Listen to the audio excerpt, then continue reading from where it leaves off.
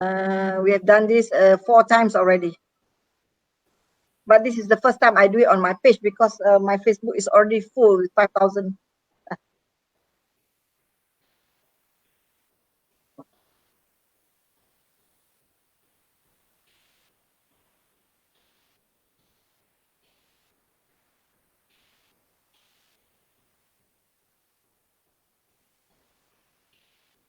Can you see it on the Facebook yet? It's supposed to be on. No.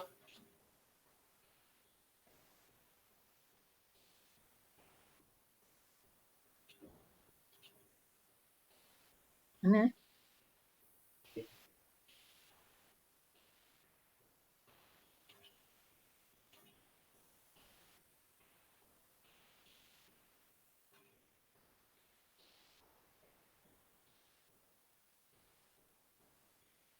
Okay. Sorry. Okay, should be on now. Can you see it? No, not yet. You go to Dr. Zaila page. Yeah. It's on now.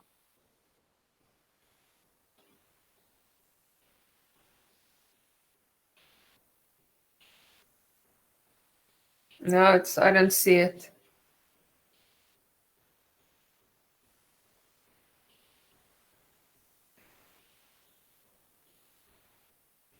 Maybe it's a bit lag. Can be.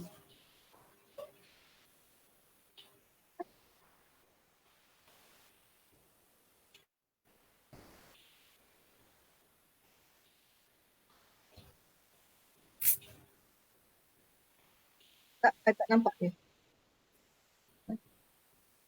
Okay. Assalamualaikum. Okay, it's already 28 people. Can you, I can't see anything on my Facebook. That's really strange. On my link that I have to you, I don't see the Facebook live.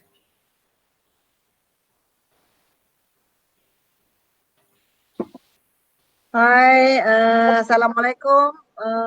Kita masih lagi menunggu. Can you see it now? No. It's So, okay. pada yang Just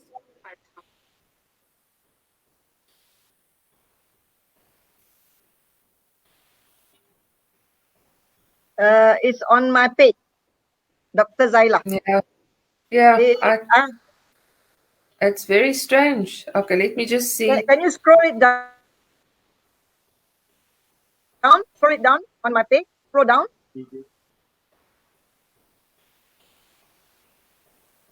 Okay, minta maaf ada sedikit technical because I'm now with Elmarie live from Istanbul, Turkey. So saya harap semua dapat share dulu. Okay, Bismillahirrahmanirrahim. Assalamualaikum warahmatullahi taala wabarakatuh. Then a very good morning. I would like to wish good morning to Elmarie. It's 5 in the morning in Istanbul, Turkey. So Alhamdulillah, we are back in the Bicara Profesional. Bismillahirrahmanirrahim. Assalamualaikum warahmatullahi taala wabarakatuh. Then a very good morning. I would like to wish good morning to Elmarie. It's 5 in the morning. Okay. Got it. So program Wacana Profesional ini adalah antara elemen work from home ya. Ini norma baru. Part of my working day. Siri ini menampilkan saya bersama rakan-rakan pendidik sama ada di Malaysia ataupun rakan-rakan di luar negara untuk bersama saya membincangkan isu-isu yang relevan tentang pendidikan di Malaysia. Okay, terutamanya di waktu PKP ni. So I'm very honoured today to have you, Elmarie, to be our special guest today in our what we call it a professional discourse. Yeah, talking about Thank issues. you very much. Yes, how are you, Elmarie? I'm fine, thank you. It's been a long time since I was allowed to go back to Malaysia, so I hope I can one day, they'll open the gates for me again. But thank you very much for the opportunity. For your information, Elmarie is kind of stranded in Istanbul, yes, because now with the MCO, hopefully that you are able to come back to Malaysia, yes. So now a lot of unexpected things is happening. So now it's still closed, and today is actually 4th of May. Is the first. I think some of us are working today in Malaysia. All right, some of the shops are now open. The mall. I think more people will be out. I hope if we are not doing not much important things to do outside, please stay at home and be safe, because it's still not safe here in Malaysia. Can you share with us what's happening in? How is it like in Istanbul, the COVID-19? What's the situation like now? I think they have more than, 126,000 cases in Turkey, and about 3,000 deaths. But they are not as strict, and I personally believe in that. I don't think we are protecting or building up our immunity by just staying inside the house. And I think once the doors are opened in Malaysia for people to go out, you will definitely see an increase in infections. But, this is just my view, compared to the figures of flu and other infectious diseases, I think if we're careful, this shouldn't be such a big problem as it is being made out to be. That's just my personal view. So I'm here, okay, and I'm still working. So thank you so much. Okay. Thank you, Elmarie. Now, today, for your information, the topic will be Geonosis education or Pendidikan Genosis. For your information, Geonosis program is launched, I think, I first heard about it in 2018. And Elmarie is my mentor and my coach for Geonosis, because I'm one of the master trainer for Geonosis program, which is now, I think, piloted in 10 schools in Malaysia. Yeah. Before we start, let me some of our viewers. Yeah. Assalamualaikum, Ida, ada Azina, Mastura, Catherine. Okay, please share. Umur Raish, Said Najib, all over. We have about 60 people. Bushra, Shida, hi.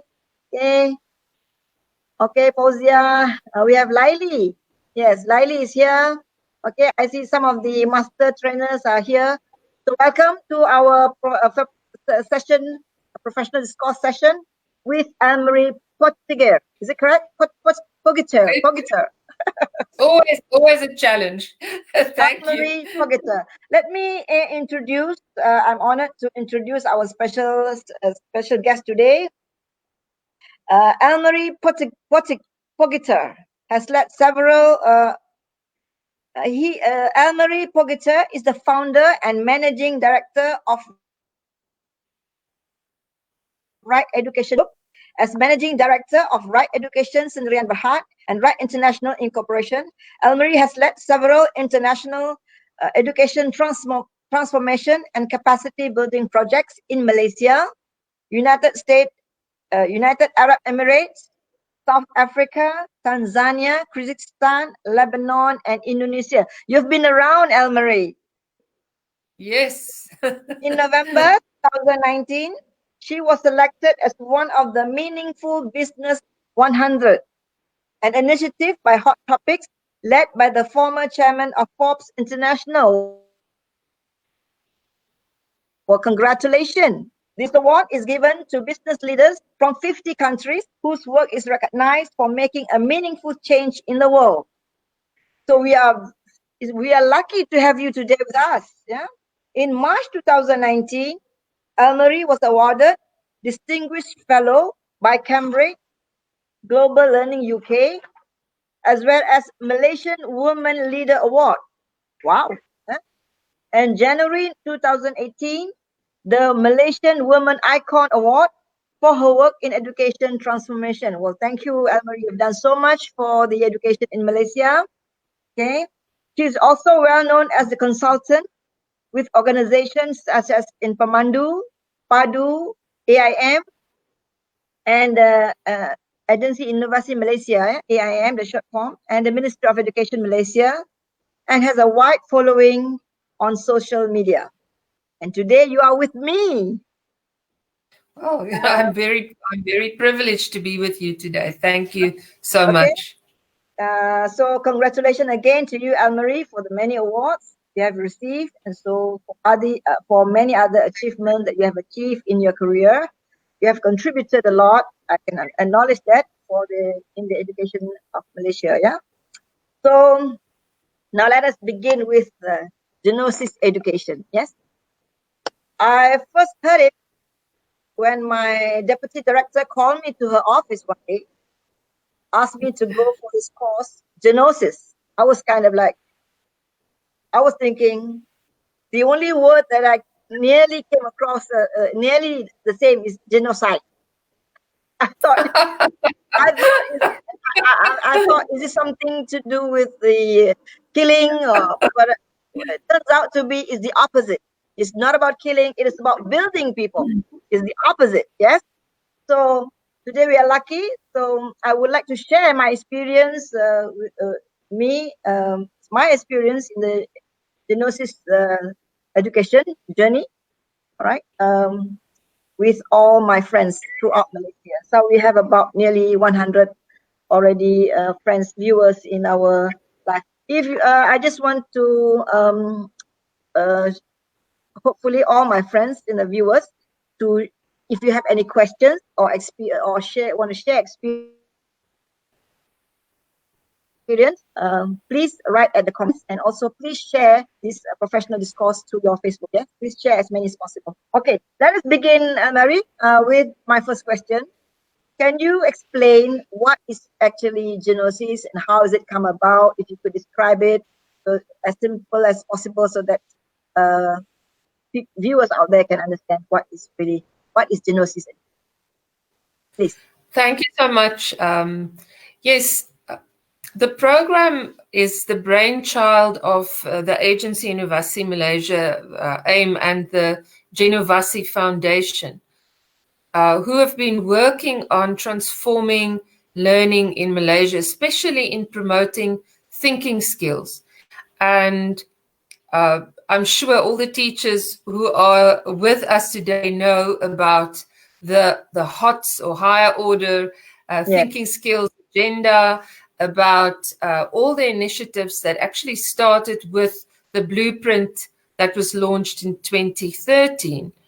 And this is how I see Geonosis in a nutshell. It is actually a way in which the Malaysian blueprint's ideals can be delivered in Malaysian public schools, because the program is designed to promote the development of lifelong learning and higher order thinking and creative thinking skills for our Malaysian children. So the program is basically a framework that guides the teachers to embed thinking skills in the classroom. And now you might ask yourself, well, we've been doing this. We've been doing HOTS and the 4 C's of 21st century learning for a long time.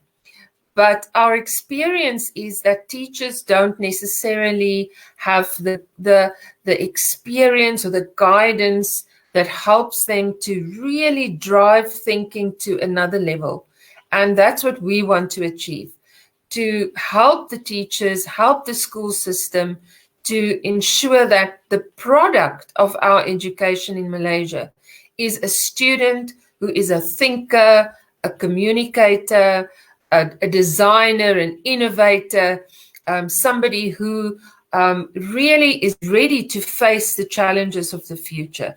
And given the current situation with COVID-19, I think we are all very well aware that the most important skill we can give our children is flexibility of mind, resilience, innovation, and problem solving. And that's basically what Geonosis is all about. Okay, I would like also to share that when I first experienced in the course conducted in Geonosis training in Everly Putrajaya, I learned a lot actually. A lot of techniques for the, like for example, 21st century techniques, teaching techniques. Actually, I have from that training and from your sharing, Elmarie, I have shared in about more than 90 hours training throughout schools throughout Malaysia. So I have shared many of the strategies that I have learned from the Geonosis training. So I really enjoyed the training, and I thought that's why I thought that I must introduce my mentor to all my followers and all my friends in Malaysia. So I'm glad to be able to Thank come you this morning. I think the most frustrating thing for any teacher is to attend training and leave there and not really know how to transfer that learning right into the classroom. And I think the other very important thing is that the teachers also need to be able to bring global concepts and global ideas and global things into the classroom and connect that with the Malaysian curriculum. Because we can no longer say that nobody is an island, right? We are interconnected and we Yes. face global problems. Just like everybody is now aware that COVID-19 is a global pandemic, it is a global problem. And there's no way you can solve this in isolation. So we, through the Geonosis program, we identify some core trends in the world, like sustainability, like innovation and entrepreneurship.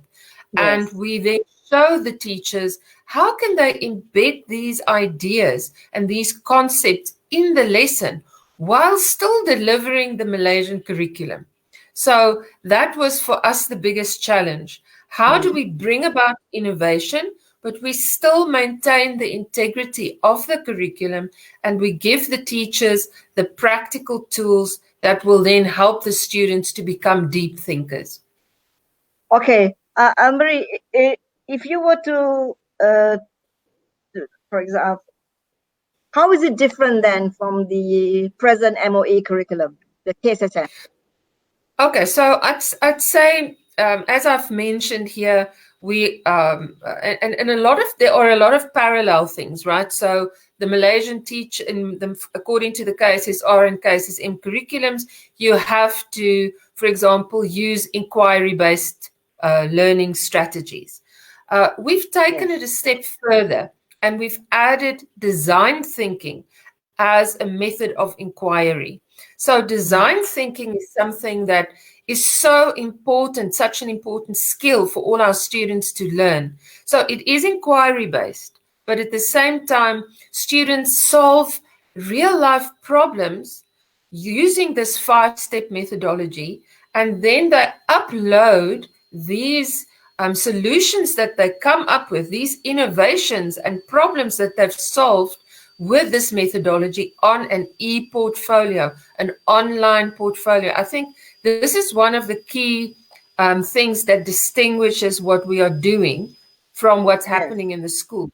So the curriculum, the content of the curriculum is the same content, but the method in which we are guiding teachers to deliver it and the product of the students' work is therefore uploaded on this e-portfolio.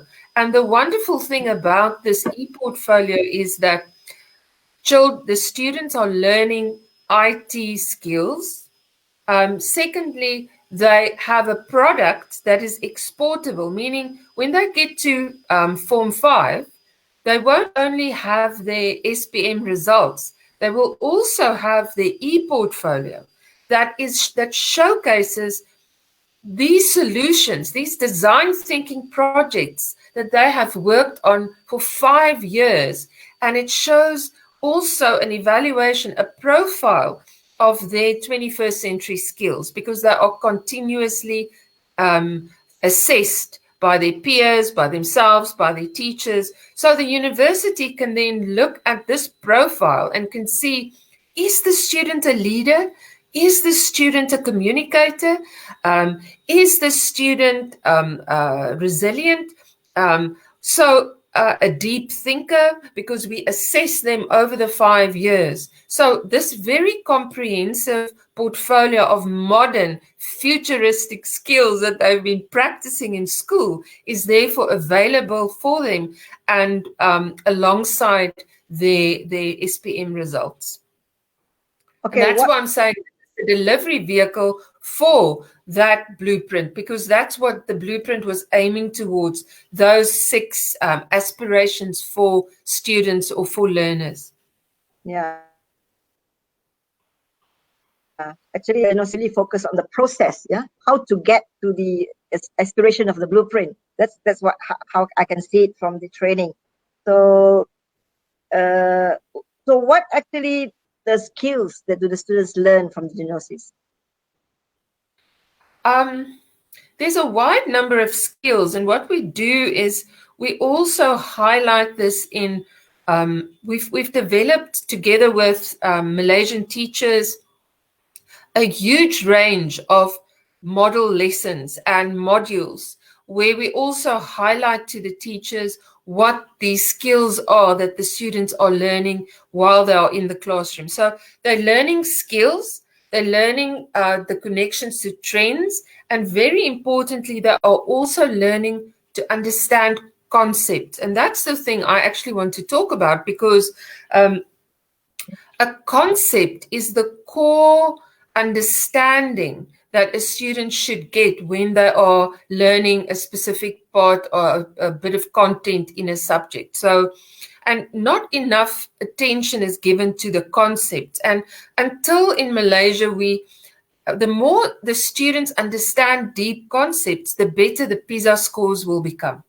Because it's the concept of, for example, identity or structure or continuity or change that connects across subjects and that gives the students that deep understanding that allows them to apply their learning. Because as you know, many students struggle. They get A's, A stars, they can memorize like crazy, they can recite those moral studies, almost word for word. They know the English grammar rules, but when we ask them to use it in a practical situation, to apply that learning to solve problems, that's where our students really struggle. So that's a skill they are learning. They are learning to understand what these concepts are that underpins their learning. But at the same time, they are learning, I mean, you will know, right? The kinds of activities. They are learning communication skills. They are learning to plan. They are learning to self-manage. They are learning to research online. They are learning to prototype and to test ideas and come up with hypotheses. So they learn entrepreneurial skills. They learn IT skills. So there's a wide variety of skills that these students are actually learning over time. Untuk makluman, program Geonosis ini telah dimulakan di cara pilot in 10 schools around the middle of Malaysia. For example, schools from Selangor, Wilayah Persekutuan, Negeri Sembilan, lebih kurang 10 sekolah. Dan saya terlibat sebagai salah seorang master trainers sekolah di Negeri Sembilan. Program ini, Geonosis ini melibatkan sekolah pilot dan juga master trainers di kalangan guru dan juga pensyarah-pensyarah IPT. For telling them that the 10 schools were selected as pilot for Geonosis program in Malaysia. It's already started in 2019, yes? 2018. 2018? Yes. 2018. It's almost 2 years. That's when we started the training of our coaches. We developed the program in 2018. With the training courses in 2018, because our teachers have undergone, like you are one of the master trainers. a very comprehensive training sessions. I think we had 10 training sessions in the year, and then the master trainers then delivered the training in schools. But it's one big difference is also that we selected teachers in the schools to also be part of this master training program, so that it wasn't just, and there's this collaboration between our SISC pluses, our lecturers from the IPGs, our teachers in the schools. So there was a big exchange of learning that happened, and a sustainable element, because those trainers are in the school, so they can help the teachers with their everyday implementation of the program. Yes. So, and then it rolled out with Form 1, Yes. and then moved on to Form 2. It will go then to Form 3. And we believe that once we reach Form 3 in a school, that the understanding of the program will be embedded, and it can then just continue through the transfer of internal training. It has been 2 years, Geonosis in the school, or 2 years, yes. And I've seen that the Geonosis master trainers and also and you, Elmarie, came to visit school to see the progress and do some evaluation. I was part in also the evaluation of the schools. So if you can share with us, what is the progress of the Geonosis program now in the pilot schools? And if you could possibly share, what do you think is the relevance of this Geonosis program during the MCO? Okay, so I think for me, if I can start with your second question, what is the relevance of the program during the MCO?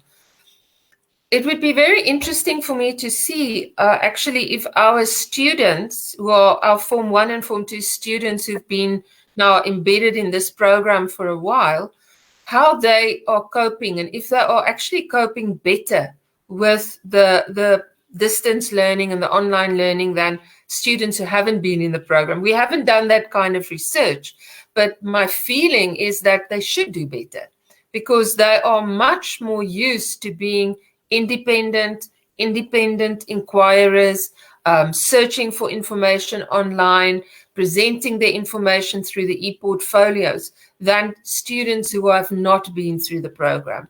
I think that is one core element, that whole process of learning, being more independent, being able to deal with those problems.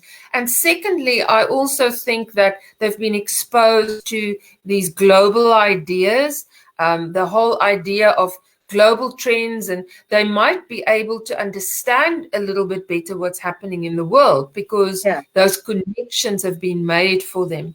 And that's what makes this program relevant. Students are getting these information skills and technology skills, the learning and innovation skills, even life and career skills, where they are learning to be self-directed, where they are learning to be flexible and adaptable. And that, I think, are the core elements that and to be productive by themselves and to lead themselves. So I think that is the true heart of what Geonosis is about, as well as developing this spirit of inquiry and problem solving. Because now, I mean, ask yourself, when you switch on the television, what do you hear? You hear only virus, virus, virus. You hear all the scientists are looking for vaccines. You have everybody's wondering how to go about stimulating the economy. What's the new form of schooling? Will school be the same in the future? Or are parents going to say, well, maybe I'll just stick to homeschooling because my child's been coping quite well? Will teachers teach the same way? And I think that's where Geonosis has been very, very helpful. And it would be very interesting, I think, for all of us and the people at Agency Innovasi Malaysia to know, have the teachers found that what they've done in Geonosis helped them in this time? Do they see a different response from the students? I think those would be very good questions for us to ask. Yes, because let us see some of the comments from our viewers. We have master trainers. Welcome, Dr. Tusha. One question here from Zainab Haji Nawab Khan. The question, does this module, I mean the Genosis module, emphasis on critical thinking in learning? Yes, absolutely. I think it is critical thinking in action.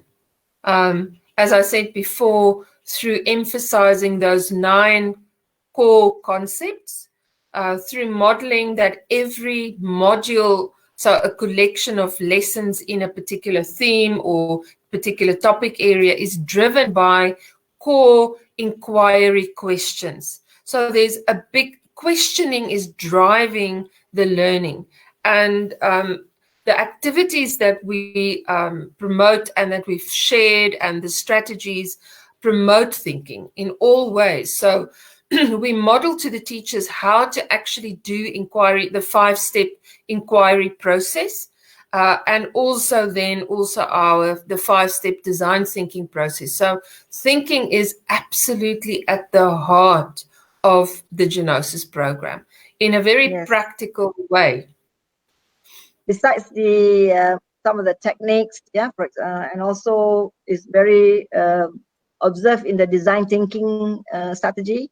Yes, and also hi Tusha, I want to read some comments by one of our master trainer, Tusha. As a Geonosis trainer, I think one of the best features of the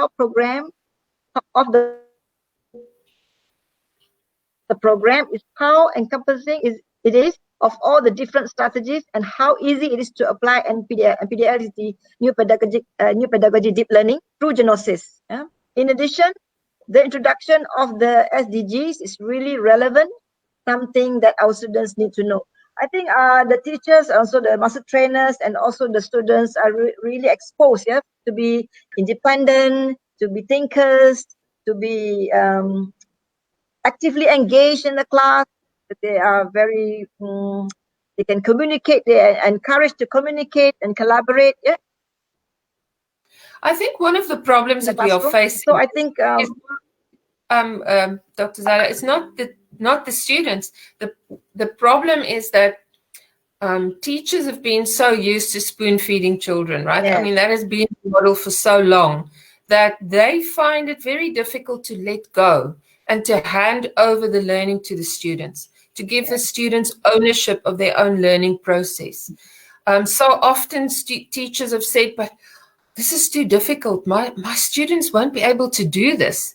And then when they actually do and they guide and scaffold the processes for the children, they are astonished to see what these students have come up with. And we've seen a few products from the design thinking, from the e-portfolios. I think it was science, or was it geography? Science that was done at Putrajaya 18.1. Or was it 11.1? Sorry, I'm getting old. I can't remember, but one of them was in Putrajaya. And it was just amazing for more students. The problems, the solutions they came up with, a problem statement that was about crops and farmers and to do with drought or too much water. They had different problem statements that they could deal with. And I'm thinking, this is a Form 1 student. They are capable of so much more, but we have to learn how to let go. And we have to learn to give them those opportunities to think, because it takes time, right? Sometimes teachers ask those thinking questions and then they jump in and answer the question for the students because they don't believe that they have the skills. And if we don't change ourselves, education will never change in the country. I guess it is an advantage for the Genosis school that now the PT3, the Form 3 examination, the national examination, has been, I think, abolished for this year. I guess then the students can enjoy doing their projects. I hope it becomes a permanent change, because I think when when the PT3 was introduced, I don't think the whole idea was for it to become a new exam. I think the whole idea was that it should be based on looking at formative evaluation and continuous evaluation and allowing students to develop those skills. But gradually over the years, it reverted back to an exam that wasn't supposed to be an exam. And I think that is, I agree with you, I think it's a great opportunity for our Geonosis teachers to now actually really use these projects that we have designed for them. And of course, they have the freedom to design their own as well. We've just given some guidelines and some templates for them to use. Because so often teachers don't see the connection between the strategy and how to do it in the subject. So they learn the steps, but then they cannot see, where can I put this? Which strategy can I use? So we are modeling that for them and even giving them the resources and the assessment that they can use. So our Geonosis teachers are very privileged. They are getting a lot of support and help that takes the pain out of designing all these things themselves.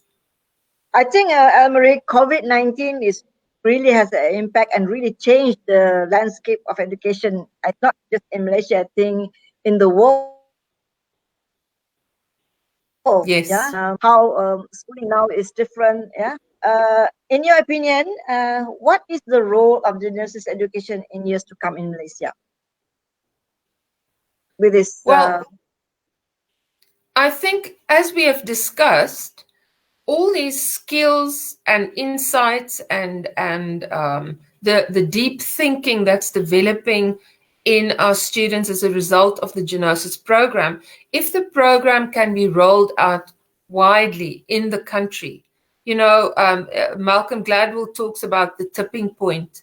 Once there are enough schools that model this, once teachers begin to see the reality and the impact of this, once these students Geonosis students are getting the international scholarships and the sort of the internships at companies, because I fully believe that this is the journey for our Geonosis students. They are the ones that are going to get into the Ivy League schools. They are the ones that are going to come up with the patents of the future and the innovations of the future. So that's why I see the role of Geonosis. It's really, if it models the change that, as I said in the beginning, that was envisaged through the blueprint. And that is what schools should be like.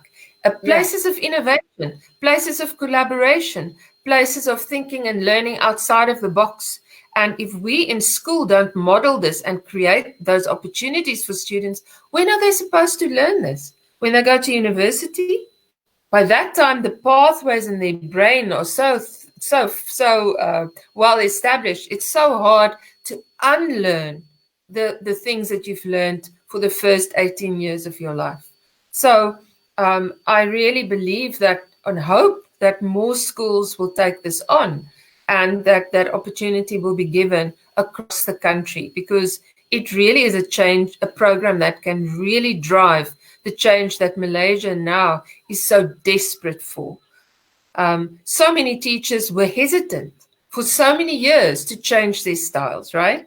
I've been in schools in Malaysia since 2010. I went for my first school visits in Sarawak, and I've been everywhere, almost in every state. And I've seen in some schools very little change, despite everything that's happened. At the end of the day, teachers will say, well, yes, but the exams, or the parents don't like it this way, or, there's always a lot of barriers. Now you have no choice. You have to do this. You have to teach online. You have to change. And actually, I think if there's one good thing we can say about the COVID virus, it's bad, right? But that's the one thing. It's the change catalyst. And I don't think you can go back. I don't think we can ever go back to what education was like before this thing happened. And I think our Geonosis teachers are privileged because they've been pushed, right? If you look at the lessons, the modules, we've modeled the use of online strategies, Quizlet, Padlet, using Google Forms, all kinds of online resources and tools. I was thinking like we sort of like prepare for the coming of the pandemic, some sort of like the Geonosis teachers were advantage because they kind of like prepare themselves.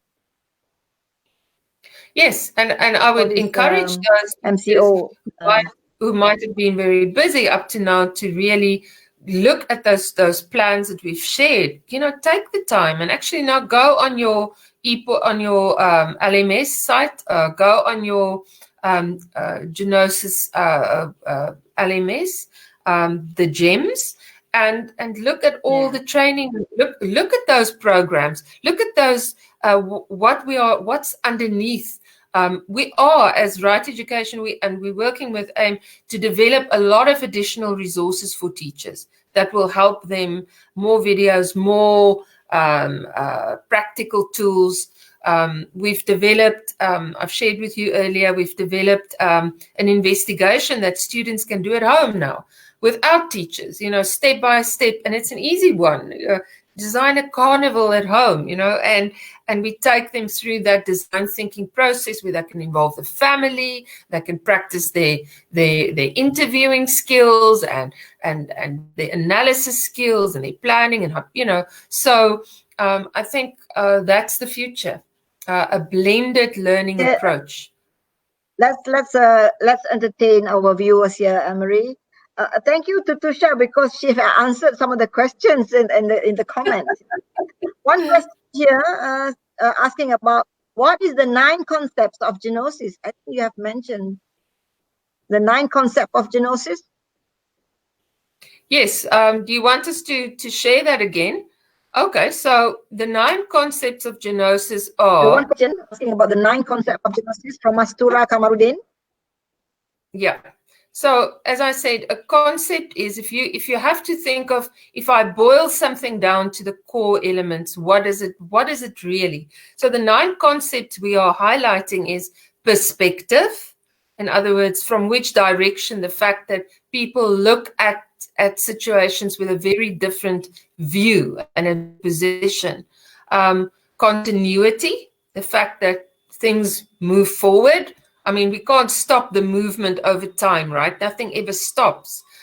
Systems, because there's systems everywhere. There's a system in your body, a respiratory system, a digestive system. There are political systems. There are religious systems. So systems are interdependent. So that's the third one. Causation, we know about cause and effect. Change is a constant, and we are experiencing change now so much, right? Yes. Identity is also very important. Relationships between things. What is the relationship? How do things influence each other? The structure that underpins the structure of the cell, the structure of the government, the structure of an essay, and of good writing, and then function is the last one. What is the function, or the function of a particular thing? What's the function of clouds? What's the function of something, of an element? What's the function? I mean, function, right? So those are the 9 concepts.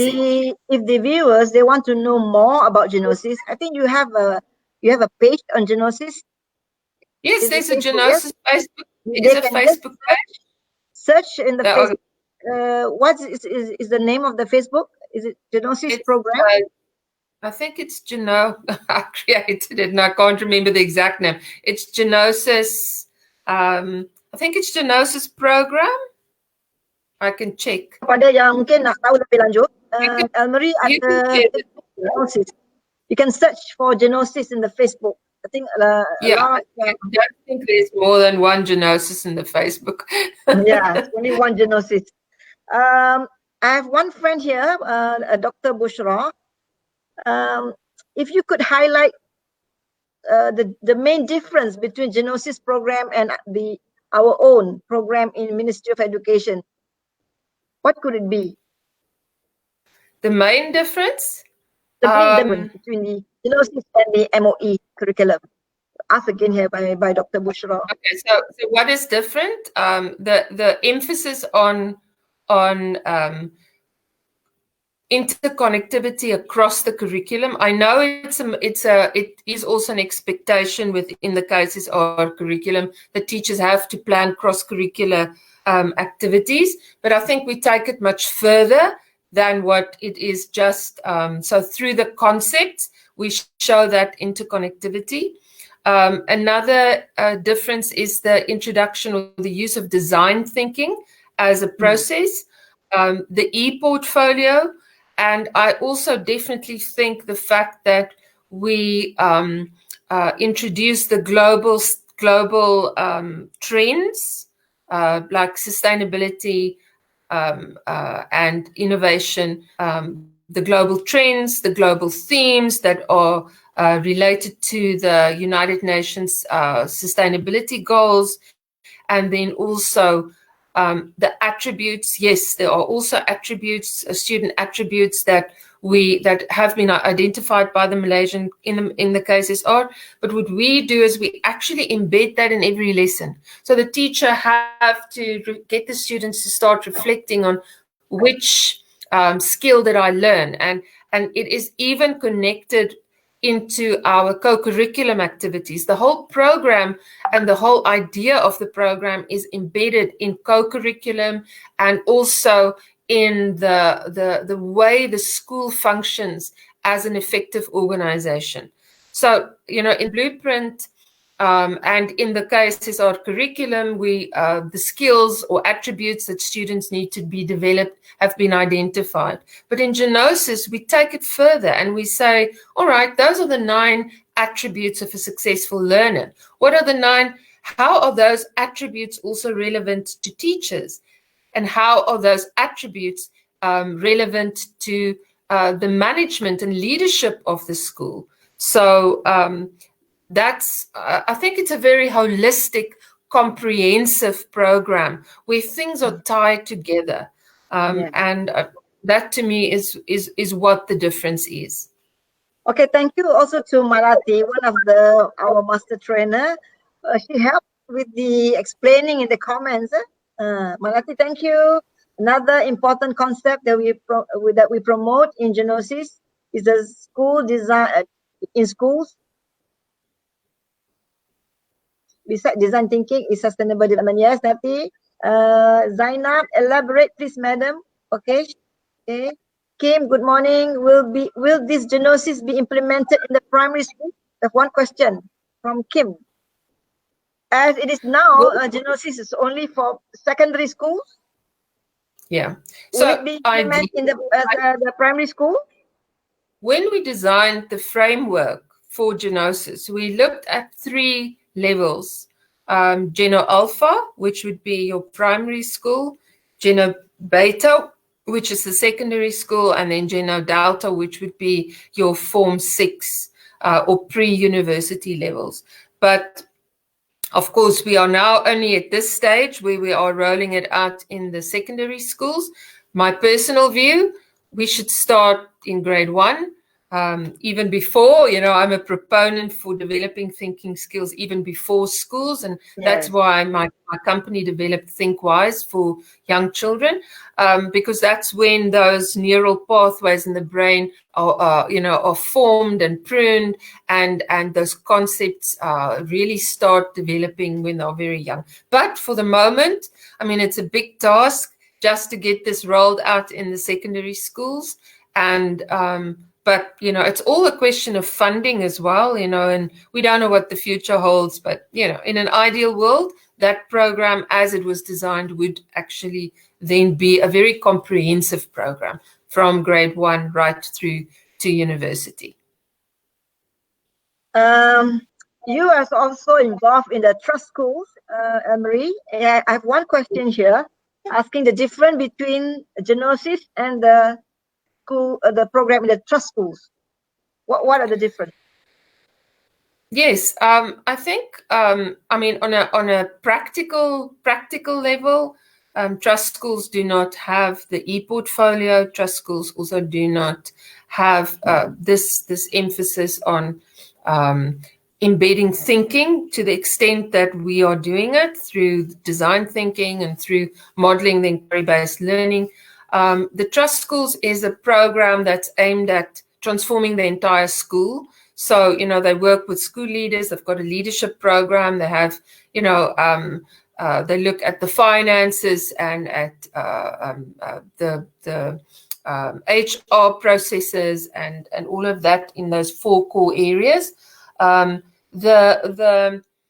other difference that I see is that we support the teachers in the class with the actual delivery of the curriculum, whereas in the trust schools, it's more a focus on pedagogical skills, but not so much a practical demonstration of and guidance to teachers on how to actually deliver those concepts through the curriculum.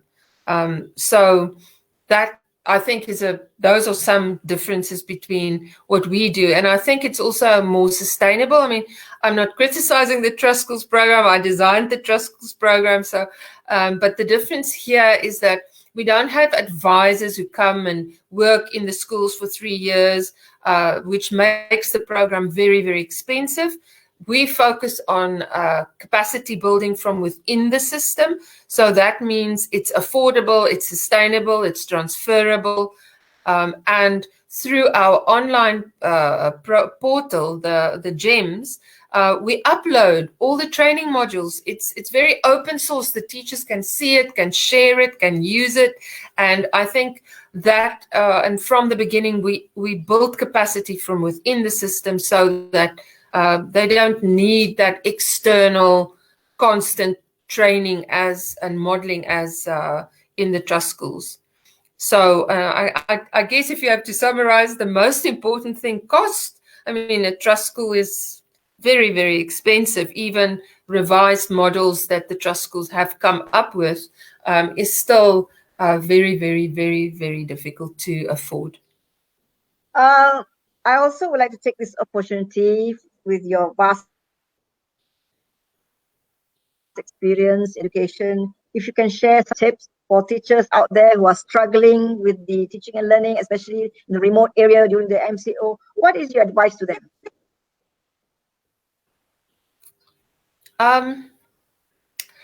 The first thing I would say to teachers is be kind to yourself.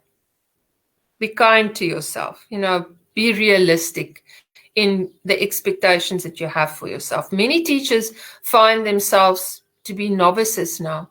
You were a very experienced teacher. You've been teaching for 20 years or 25 years.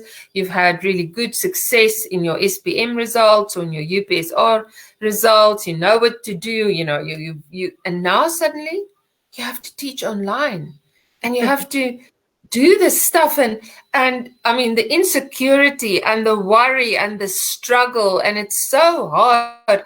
And I can tell you, as much as I've been doing all of this stuff with Geonosis and all these other programs, I also had to convert some of my leadership programs that I'm delivering across the world to online modules. So I'm going through the same struggle. It is time consuming. We need to unlearn, yes? Yes, you have to unlearn and you have to relearn. Yes. So be kind to yourself and celebrate the small successes you have. Be systematic. One thing I can say is there are lots and lots of tools that you can use. Rite Education, we developed a site called Rite La, and where we've put together all the tools that we haven't seen for Malaysian teachers and international teachers, content and tools. So I'll give the link to Dr. Zyla. That was really useful and everybody's really finding it very useful to use. But when you do online training, very important is you've got to think about those kids, right? You are the English teacher and you are giving your online lessons. But back home, this child gets the math, the English, the science, the geometry, the biology, all these lessons from all these teachers. And they don't all necessarily have the IT skills to cope with this. They might be under huge pressure at home, might not have access to devices, might have brothers and sisters running around and pestering them, or mother expects them to look after the young children. So try to have some empathy. You're not going to get everything done that you can do with those kids. And also try to assess them less. Use interactive tools where they can have fun, like Flipgrid or Padlet, or things that are easy for them to do where they feel that part of a community. Because we've got to understand the big thing that children are missing now is not the learning. They'll catch up. Kids are very resilient. They will catch up. Even if they miss 6 months of their learning, it's not the end of the world. But what they do miss is the companionship of school. They miss their friends. They miss the social interaction. They miss feeling included with their friends. Some children have horrible circumstances at home, abusive parents, extreme poverty. So you have to think about that when you are delivering this. Don't just focus on fact after fact, and don't just sit and record yourself talking to them all the time. If you that's just, don't do it. So those are my tips. For teachers that don't have internet, well, there's a very, very well-known teacher. I think his name is, he calls himself Little Chucky. He's from Sarawak. I think his name is Nazmi. Pardon me if I get his name, but I know he calls himself Little Chucky. And he lives in the rural areas. And just look on Facebook to see what this guy's doing. The school is photocopying the lessons for the community. Then they deliver it to the chieftains or the heads of the kampongs, who then make a plan. And they go through mud and through rivers and through, in order to get those. That's true dedication. Maybe use WhatsApp. In Africa, in Tanzania, they don't have good internet connectivity. The teachers are using WhatsApp. They send, at least to the, at the very least, this is the pages of the book that your child must read, or they send some links to online forms or questionnaires, and use the TV. There are lots of programs on television now. That and most people at least have access to television, even if they don't have the internet and the device. Now they have education. Yeah. So just relax a bit. It's going to pass, and we are all so worried about all the work the students are missing.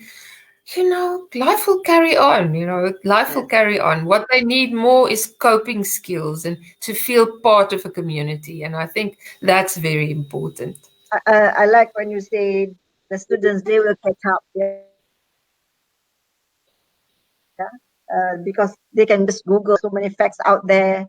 And just that we as teachers, I think for myself now, I've done so much unlearning. And for example, I usually do training in workshops, and FB Live now is new to me, and this is like a new norms for my my sharing with the teachers. So it's now we have to, untuk semua yang hadir pada hari ini, your attendance will be given at the end of this session after 11. So you can key in your attendance through the QR code later. Yeah, we'll give it later. So before we end, it's almost time now. Now at this during this COVID-19, I've heard so many people are using homeschooling. I've heard they've done in the States, in the European countries, and many parts of the world are doing the home. What is your opinion regarding homeschooling?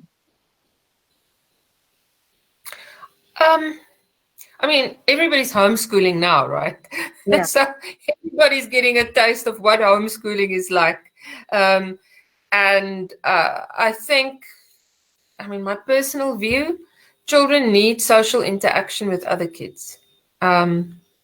They need to learn those social skills. And often in a homeschooling environment, they might get good academic skills, but to interact, to learn, to collaborate, to take turns, to be able to accept other children's views, to know how to behave in social settings.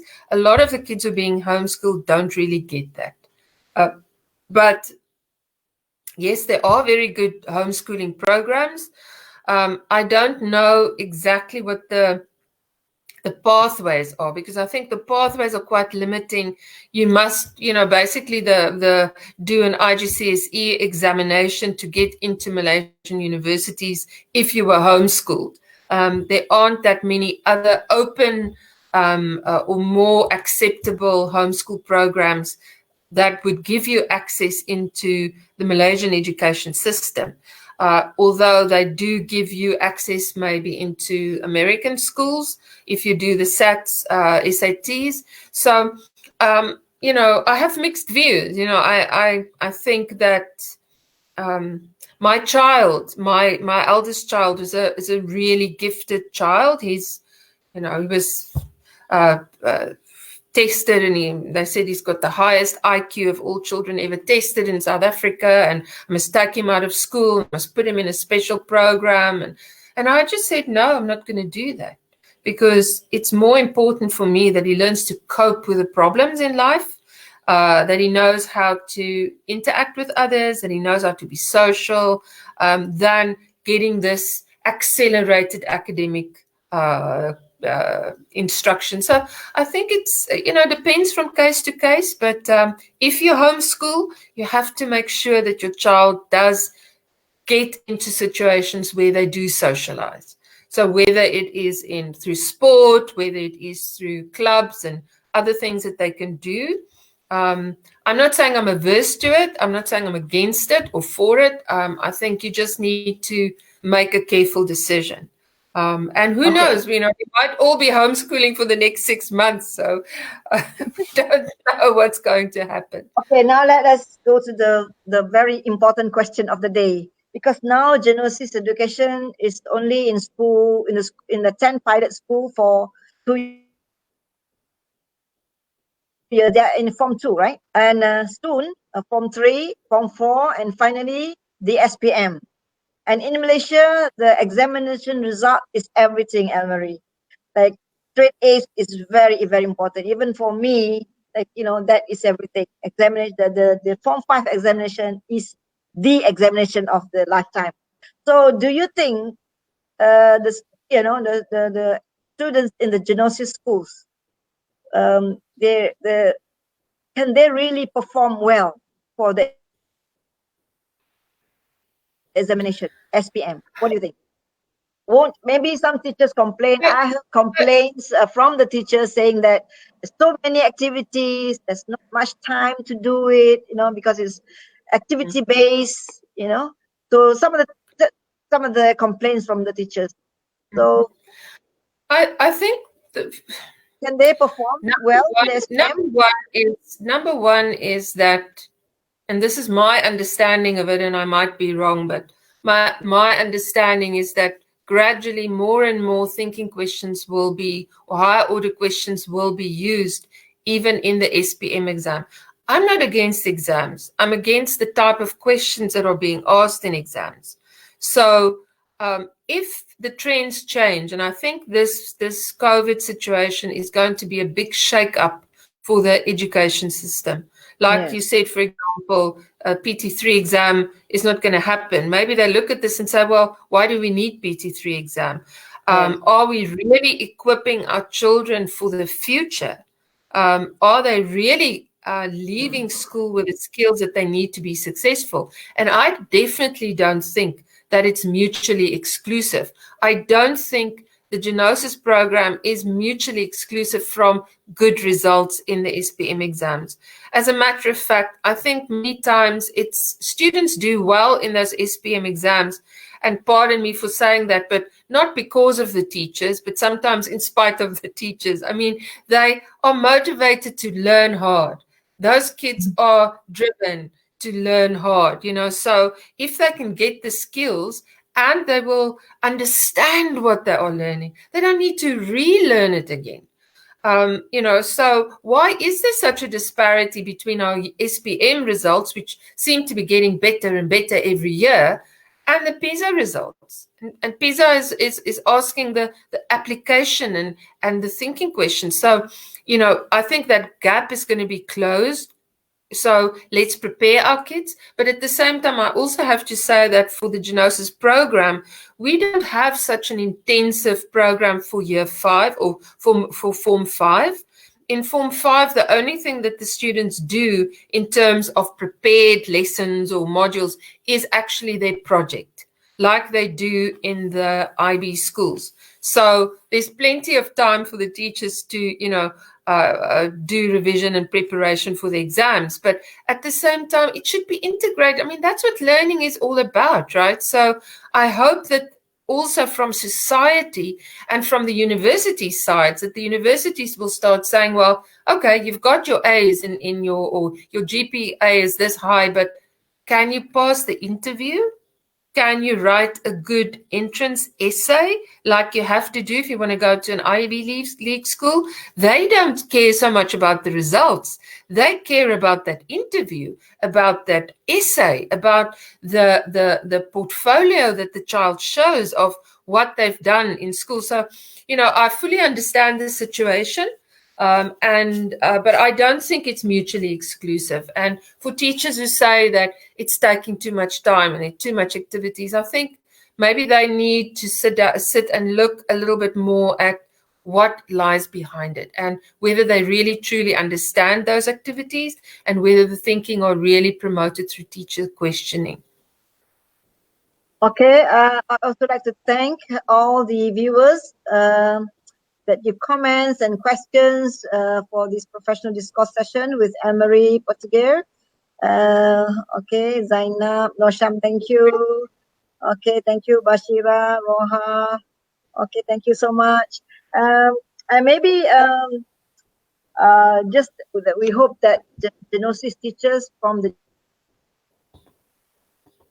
Geonosis schools, they can share their experience, during the Geonosis activities with their students, Yes. with other teachers from other schools. Maybe this during MCO, we can have these Google meetings. Maybe Geonosis can arrange so that sharing a lot because there's like, for example, That's a very portfolio investigation, the very good projects. idea. We learn better from our colleagues in any case. So, if you, and it's not about saying I'm better than you. It is about a spirit of sharing and collaboration.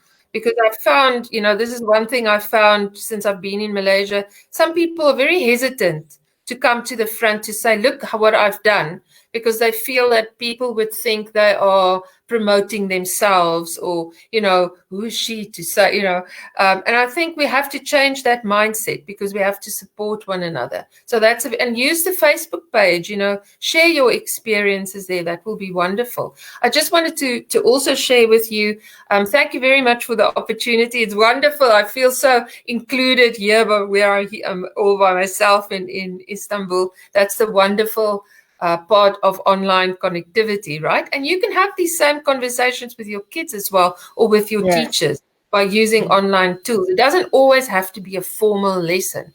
Have a Google Meet with your students, have a chat with them. How are you doing? How do you understand this concept? It doesn't always have to be this formal lesson, show them that you care and that you worry about them. But at the same time, I wanted to share that we, Rite Education, we're hosting a conference, an online conference in August called Inspired, Are You Future Ready? So it's going to be very interesting. We will be talking about the future of learning, the future of schools, the future of skills. And we've got speakers from all over the world. So, and the beautiful thing is it's an online conference. So, you can look at our page. I'll also give the link to Dr. Zyla. And you will also get CPD certificates for attending. Thank you. It was wonderful to be here. And thank you for all your questions. And it's nice to see all the familiar names, a lot of unfamiliar names, but thank you so much for the opportunity.